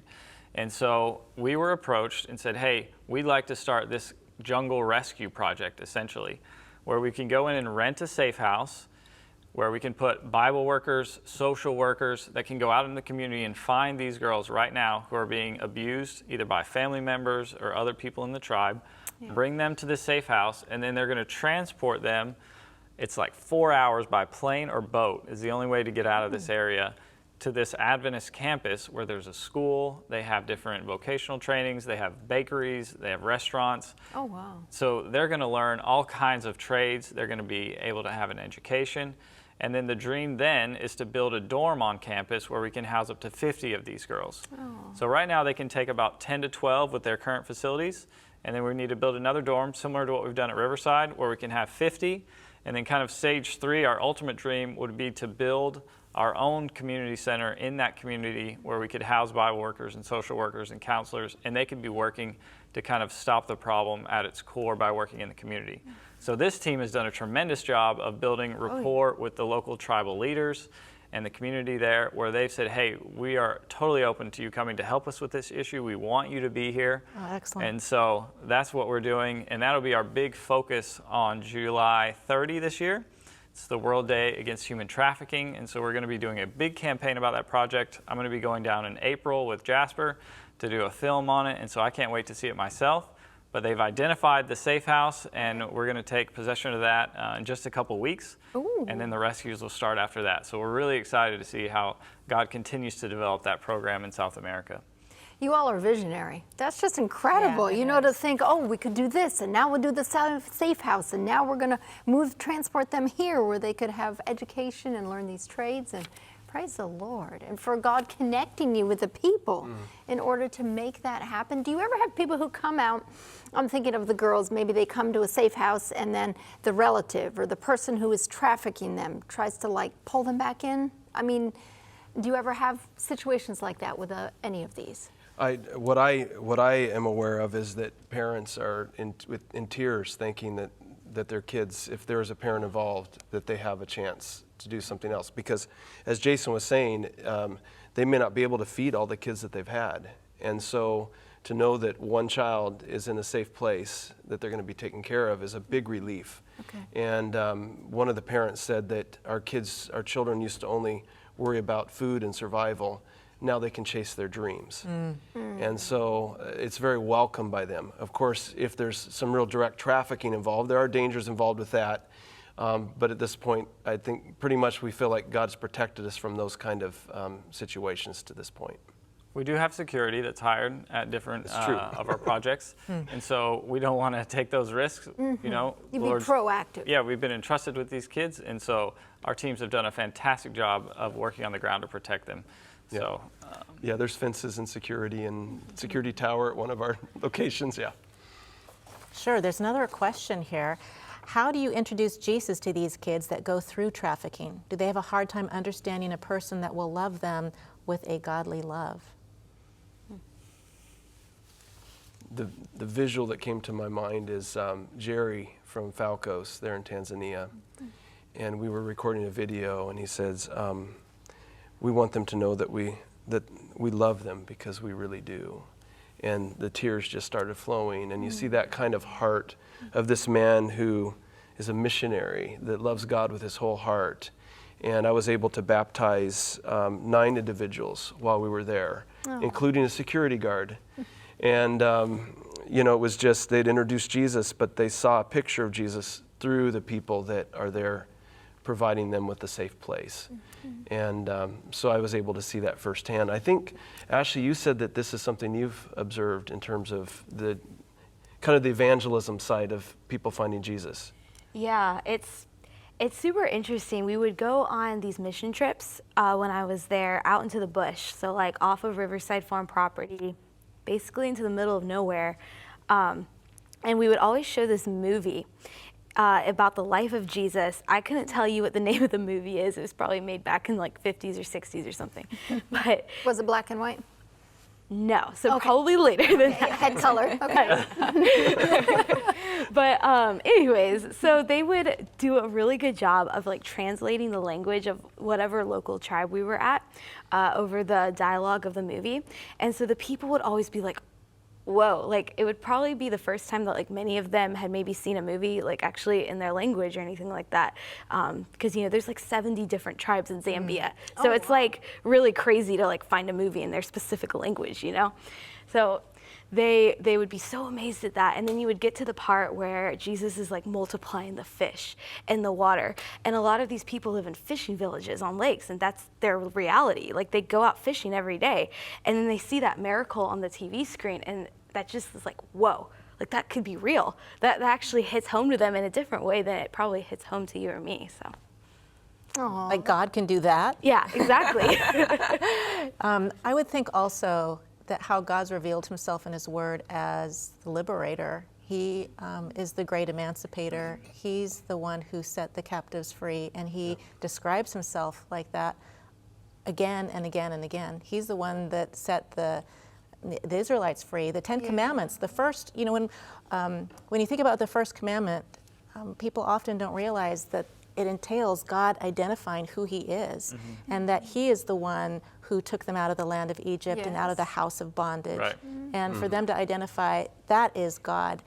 I would think that it would be a struggle, because I think we struggle with it. How can God let this kind of stuff happen on this earth? And you hear those kind of questions a lot when you see so much horrible things taking place. You know, God must be in so much pain on a daily basis, really. But I think it's important that they realize, no, there was a time when God wanted to be like the civil ruler over people. And when he was, there was no slavery. Trust me, there was no slavery. Right. But we said, we want Caesar to be our king. And was there child trafficking under the Roman rule? Absolutely, right? So we chose worldly government, and basically this world's been cooed. You know, so now we have this demonic, you know, Satan is in control of so much, and so that's why these things are happening. But again, I guess the contrast, if they could see Jesus as the one who, you know, he's the reason why you're here. He's the liberator. He's the one that set you free.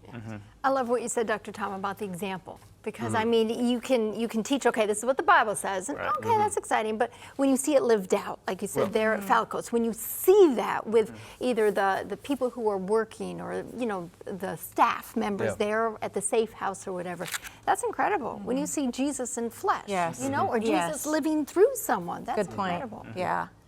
Before we go to another project, we'll mention this here. Thank you, crew, for giving us this number. If you are watching this program right now, I know we've given Contact for Child Impact, and we encourage you to support and help their fight to rescue people. But if you are being trafficked right now, maybe you're watching the program and you need help and you say, I need a way out, you can call. This is the National Human Trafficking Hotline phone number. You can call right now, 888-373-7888. That number is 888-373-7888, or you can go to their website. This is humantraffickinghotline.org. That's humantraffickinghotline.org, because it's so important that you understand that it is not your fault and that there is a way out, and you can reach out for that help and to get into a safe place. I just thought maybe we should have a special prayer. We just stop in the middle of our discussion here. Have a special prayer for those who are being trafficked, for those who are in your schools right now or in the safe homes and are dealing with stuff and going through stuff. So, I don't know. Ashley, you want to pray for us? Yeah. Are you comfortable with that? Sure. I know I put you on the spot there. Are you comfortable with that? Yeah. Okay. Yeah. Dear Heavenly Father, thank you for this opportunity that we have to be here together and talk about the different programs that we have going on across the world. Right now I want to offer a special prayer for those that are facing the struggles, human trafficking, sex trafficking, like all these different horrible things that are happening in this world. Pray that you would be with our projects, be with all their different leaders, guide them as they try to figure out the best way forward. Yes. Please be with our team as we continue to navigate some of these issues. Yes. And I just pray that you would be with anyone who is out there right now, who's watching this, that might be experiencing this themselves. Yes. Help them to know that you're there for them, that there is hope and help out there for them if they need it. And please give them the courage to find that help and be able to get out of the situation, because sometimes it can take courage to even take the first step out of that. So, yeah, thank you for everything that you do for us and all the blessings you continue to give us. In your name I pray, amen. Amen. Amen.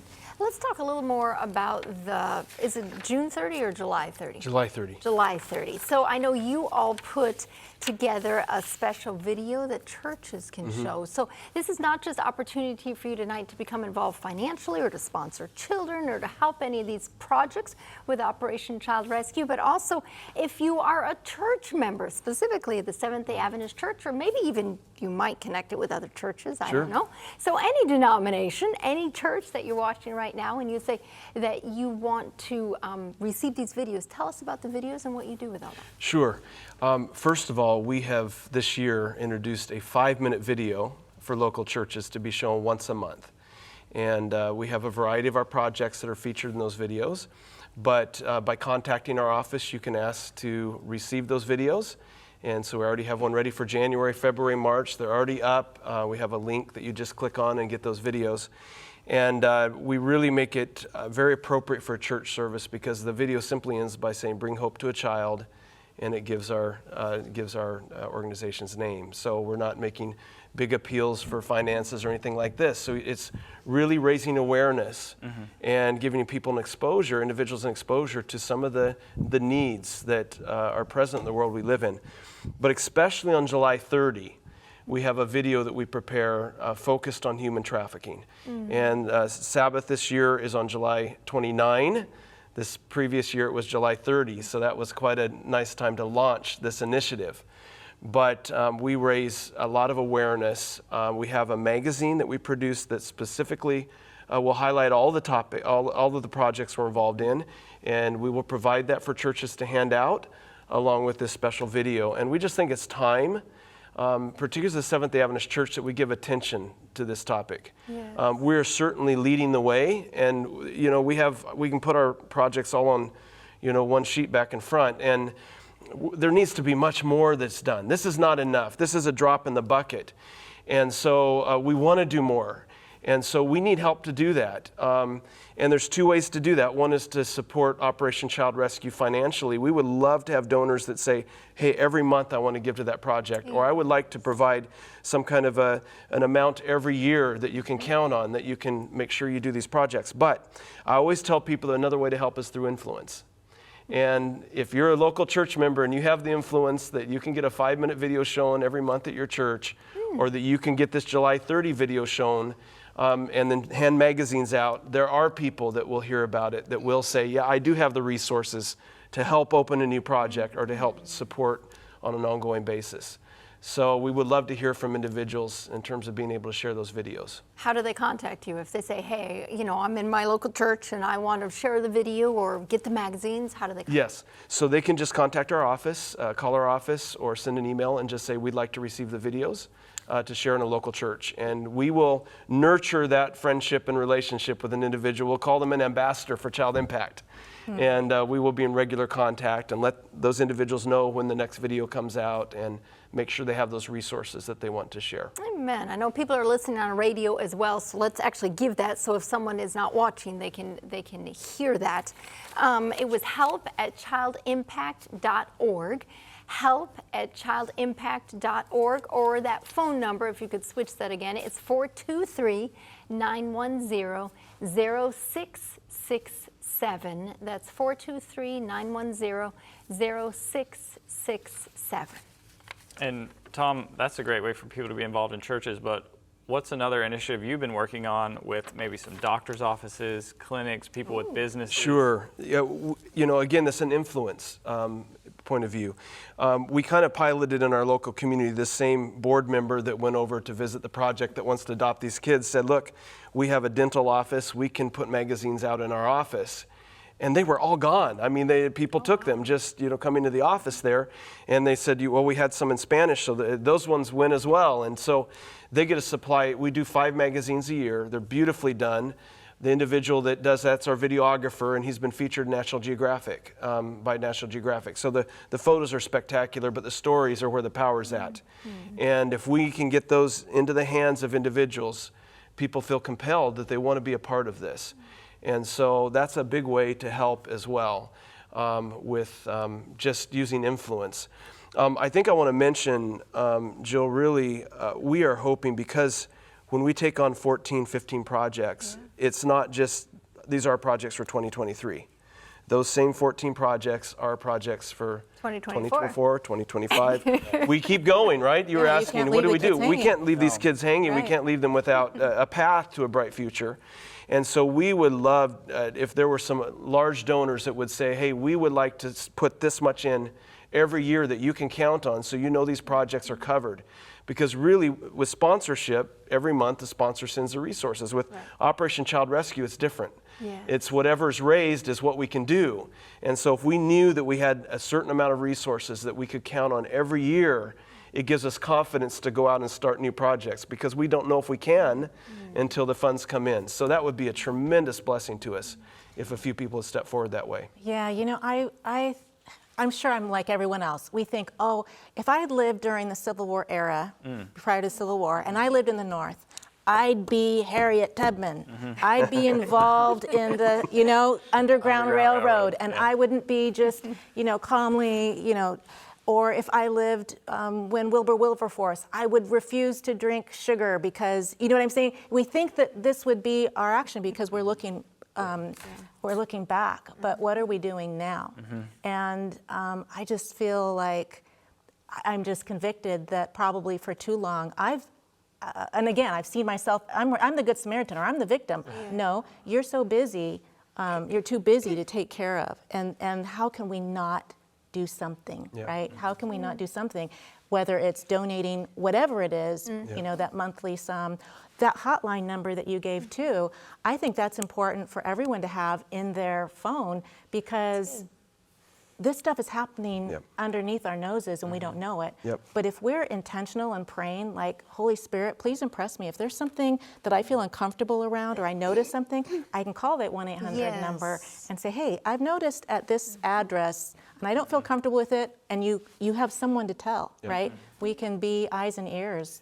And when you're involved in this, you start to see things differently. I mean, I was driving along in my car and my son saw this young man pulling a suitcase with clothes hanging out of it, and he said, we need to see what's going on with this young man. Oh, wow. And I went in and started talking with him. He asked if he could use my phone, and he was in tears, just weeping and just crisis and just a terrible situation he was in. And you want to be able to get help for someone like that. But I want to say that my skin is in the game. Our family has a home business that we're involved in, and we donate to Operation Child Rescue as much as we possibly can. And we also sponsor children. And so I'm a part of this organization, but as part of it, I've seen it firsthand, and I believe in it myself, and I want to be involved myself. And I'm always challenged, is there more that we can do? Is there something else? Do we really need to do this to our house right now, or can we help more kids? Absolutely. Right? And those are the kind of decisions we all make. And do we really need to have that nice of a house, or do we really need to this or that? And so we're making those decisions all the time, and we want to have enjoyable things in this life, but there's children that don't have anything enjoyable about their life. Their life's a dead end, and they're trapped, and we have an opportunity to bring them hope. And I think all of us are responsible to do something about that. Whether it's through Child Impact or someone else, some other organization, it needs to happen. We need to be involved. Amen. I was just thinking of the girl in Zambia who said that they would sacrifice themselves for their younger siblings, but we can sacrifice creature comforts or going out to eat, or we can sacrifice something financially, in order to reach out and help. So 3ABN is going to step forward, and we will give funds for the Zambia project. So that will be coming to Child Impact next week. So we believe in what's happening. And thank you so much. we'll step forward, but we appeal to you as well to step forward. See what God is asking you to do. This is not a begathon. This is not forcing you to do anything. You just go to the Lord and say, God, what would you have me do? Do you want me to help you rescue and reach these girls and boys potentially, around the world through Child Impact? And if so, what does that look like? And how much should I give? And how should I become involved? So we just encourage that. You do it. It's just between you and God. You do it between you and God, whatever the Holy Spirit impresses you with. Can I show our most recent rescue? Please. It's a boy. Okay. So Good. There's a boy. Put it up on the screen, we have a photo. This was as of today, I think, really We got the picture today. We got the picture today. This just happened. This is a 2-month-old baby that weighs 5 pounds. And the couple sitting there are partners at the Falcos Children's Home in Tanzania. Oh, yeah, they've been on 3BN. Yeah, and literally the day before they had four other children that they received. So we are the major support for this particular project in Tanzania. And we can talk about needs, but I want to praise the Lord for provision, because they have needed to expand their cafeteria. They were challenged by some government regulations with having too many kids in a tight space with food. And also they have need for a multi-purpose building where they can worship. They have actually prostitutes that come to church on Sabbath. They pick them up in town, so they're trying to resolve this issue, right? And so they need a multi-purpose building with some training rooms. And a donor stepped forward and funded the whole thing. And we called Jerry and Valerie. They could not believe it. Our office was just celebrating. It's like God provided everything. And so this is a donor who had already given a large amount. And they saw, we have a Friday field report with an email that we send out every Friday with these stories. And she received it. And I was actually in this Eastern European country, I almost said where it was, adopting my son. And we were back and forth on email, She said, I want to help with this project. And I said, well, what did you have in mind? And basically to do the whole thing. Wow. So God touched her heart. So, we're talking about needs, but I believe God provides the resources to meet those needs. Amen. We always say here at 3BN, the blessing is on the go. Mr. Danny Shelton always says that the blessing is on the go. And when you step forward by faith, God provides. What an incredible thing. Talk to us about Egypt. I'm just looking at all these incredible projects. What's happening in Egypt? Sure. So we reached out to, I think both of us have a mutual friend there. And he's the president of the Middle East North Africa Union, and said, I think you asked him, of all the projects you have in your area of the world, if you had one project that we could support you at, what would it be? And he said, this school in Cairo, Egypt, it is specifically set up to help Sudanese refugees who are displaced because of the civil war. They have come to Cairo as refugees, and they have nothing. A lot of them, the fathers, the husbands have died in the Civil War, and so a lot of times it's just the mom with their children. And you can imagine fleeing with what you have on your back, being displaced in a new city. And so this school was set up specifically to help them. And so we gave them Operation Child Rescue funds last year, and then we said, hey, let's try to move a lot of your students onto our sponsorship model. And so we took 60 kids on this year, and we've gotten a lot of them sponsored already. There's a few more still. Some on the website still. On our website right now that can be sponsored. Let me see how many. And so that's our project there in Cairo, Egypt, working very closely with the church there to help this displaced population of Sudanese refugees in Egypt. And I want to say thank you to 3ABN on this one, because we had recorded a video that shows on where our videos show on Fridays. Yes. And we recorded one of this project. They show on Friday on 3ABN. Yeah, on 3ABN, Yes. sorry. Yes. Friday night they show on 3ABN. Yeah, and so this program had been shown, and we did not have enough children on the website that we'd processed yet that were on the site. And so they all got sponsored, and we had somebody calling on Monday saying, do you still have any children from Egypt? We did, but they weren't on the website yet. So anyway, that was... So that's so cool. I just want to clarify. So if someone wants to sponsor a child, they can just go on your website and maybe choose one? Yep. And we want to actually set a record this month. I don't know, we need to go and verify, but we think already, as of Monday, 104 children have been sponsored this month. Oh, wow. And so if there's a number of sponsors, and you know, some people sponsor, we have our largest sponsor has 30 children, but we have some with 20 children or 10 or 5. I met a dentist at ASI that had been sponsoring 3 children, and we visited breakfast, and he came by the booth. He said it's time to do more, and he sponsors 17 more children. So now they have 20. So anyway, yeah, we have plenty of children. I think maybe they'll all be gone after tonight's program, but we have more to put up still. Yes. Yeah. This just came in. This is Lee from Mississippi. It says, there's a couple questions here. Is the greatest need now in Zambia? That's the first question. There are needs all over the world. Each one is unique, and I think God puts different burdens on different people's hearts. Yeah. This is kind of the biggest Operation Child Rescue need at this point, because we've built the dorm. It's under construction right now, and we have a mission trip going there this summer with very limited space. So if someone's hearing this and they're just like, I've got to see it, reach out to us. We've got a few spaces available where we're going to try to paint this dorm, kind of finish it up, but you'll get to meet the kids and go on a mission trip with Child Impact. But we've got to fill that dorm up with these girls, and it's a large expense because they're coming from nothing. You know, as Ashley has shared, from the community there, another person I think who took your spot was just in our office, and she's working as a student missionary. She said, these kids are starving in the local community. And I said, what do you mean starving? Like, if I wait till 1 o'clock to eat lunch, you know, I'm starving. Right. She said, I mean, they're eating one meal every other day. Every other day. Every other day. Oh. And she said, that's what I mean by starving. And so when these kids go to Riverside, it's like they've won the lottery, really, because of the program that God has, you know, put together with the leadership in place there. So we really have a burden to fill this dorm up with these girls, and that is a huge pressing need for us at this time, to make sure that when school starts, we can fill it up with more rescued girls. Yeah. This one has to do with Ethiopia. If I were to sponsor a child in Ethiopia, would the child be one of the 600 in the orphanage you spoke of, where he has taken in more than he can handle? Yes, that's our only project in Ethiopia. Okay. He has 2 locations and 600 children.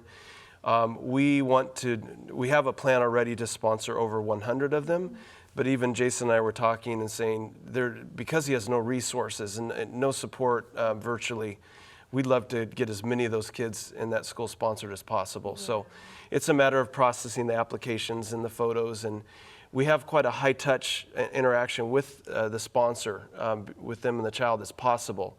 And so there's an involvement of our team to do that, but we do want to do more in Ethiopia to help him with that project for sure. And I think when he comes back here, you know, that will be in October. Yeah, that'll be an amazing opportunity. Last question, are the schools boarding schools? And if so, which ones are boarding schools? I know we've talked about Riverside Farm, you're trying to make that dormitory, but any other projects like that? Yeah, so we have both kinds of schools in our sponsorship program. A day student, you can sponsor for $32 a month. A boarding student is $45 a month. And so we have both, and it just varies by location. That makes perfect sense. Yes. I will say we don't have any kids from Ethiopia right now. They've all been sponsored on the website. I just got more profiles yesterday, and we'll be putting those up on the website this next coming week. Okay. And So we can make a waiting list to call back if somebody really wants one from Ethiopia. How big is Child Impact? Like, how many employees are there? So there's been 8 in the office, and we have a couple that are overseas. So yeah, we do it through partnership, but sponsorship is very intensive in terms of the work that's involved. And so that's if we weren't doing sponsorship, we could do it with a lot less.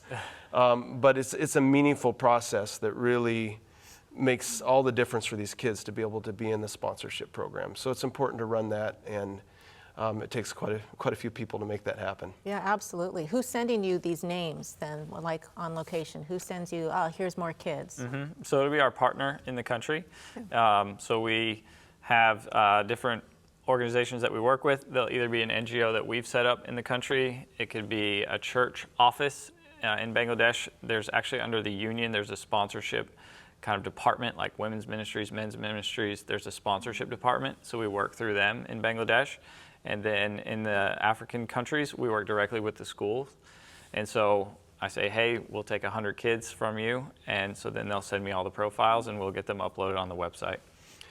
As an example, the difference it makes, there's one of our schools in Tanzania called Twing, and they had almost shut down just because they didn't have resources. They've been going for a couple decades, and we came in and said we can sponsor some of these kids.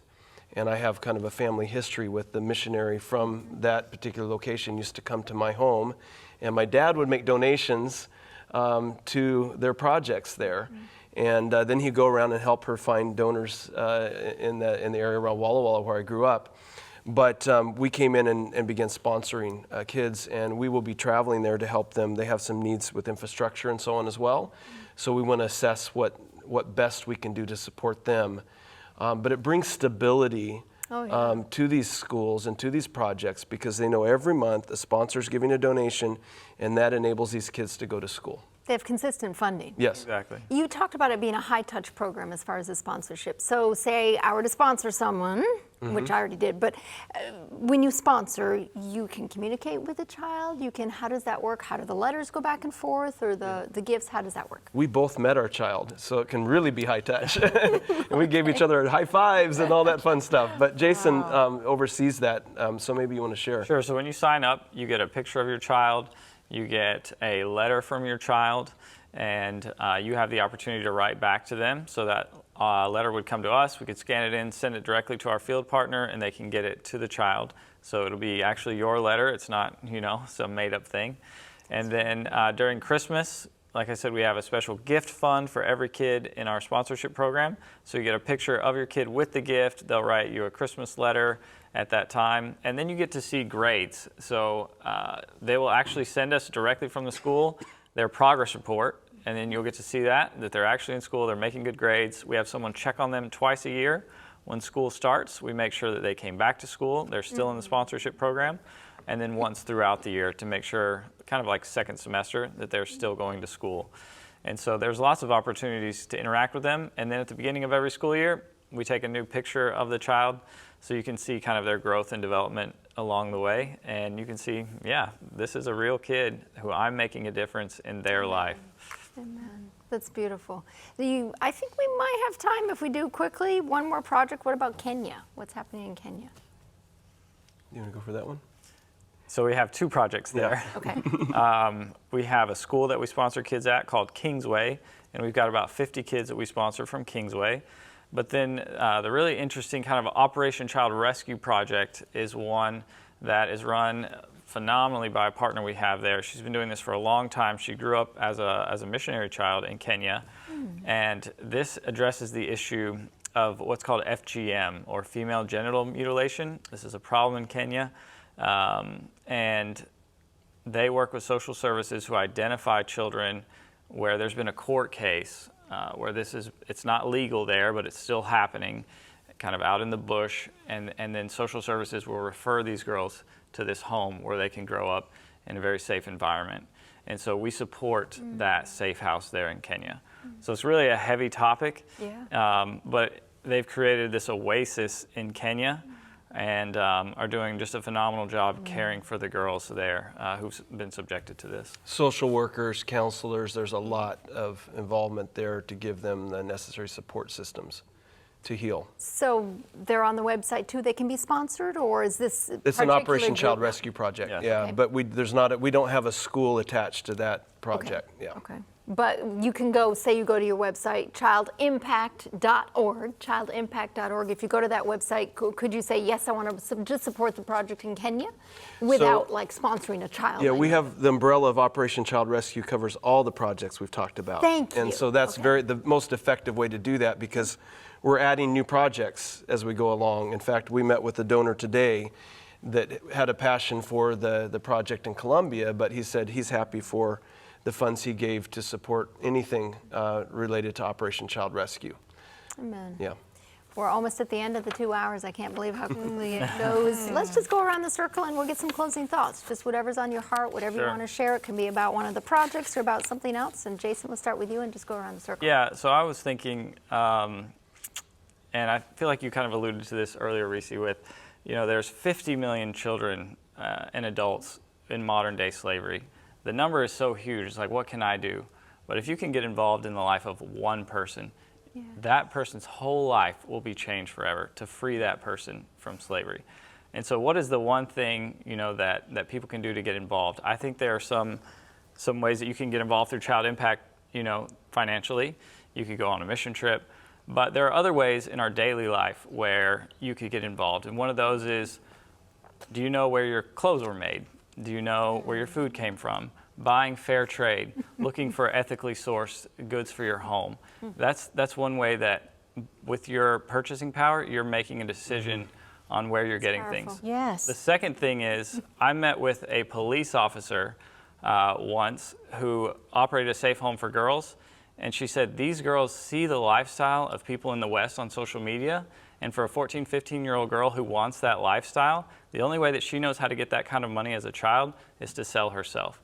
So my other just kind of thought and that I want to leave with people is, what is the lifestyle that we're portraying to others that maybe are even in other countries and seeing that, and it's not, most of the times it's not even real, but it's causing them to, maybe causing isn't the right word, but they're seeing that and they're making very poor decisions trying to get things that we're portraying that we have here. And it's negatively affecting their life. So think about those type of decisions that you make on a daily basis. That's really powerful. Yeah. Dr. Tom. I believe we're placed in this world to make a difference, and I want to be all in making that difference. And I see that when one child is helped, that there's a ripple impact of their nuclear family, or relatives, even the community. I think of the impact of one particular gentleman that runs one of our projects, Twing, that I mentioned. His name is Musa, and he's the executive secretary for the division in Africa. As a child, he was taken to the home of missionaries who raised him and gave him a vision for something bigger for his life. And now he's committed, even in that busy role that he's in, he's committed to continue that legacy of this school. Amen. Where, there's a lot of child marriage things that are happening there, a lot of poverty. And he stayed engaged with that because his life was changed. Because somebody said, I will make a difference for that one. And so I think really what we're saying is that you can make a difference for one, but you don't know how big that impact really might be. That's powerful. Ashley, a few seconds. Yeah, I think I would just say from personal experience, if you feel like God is calling you to work directly in ministry or to work maybe by sponsoring a child, any sort of way in ministry, do it. Don't ignore it, do it, follow God's calling. Amen. Amen. Thank you all so much for being here, Jason and Dr. Tom and Ashley.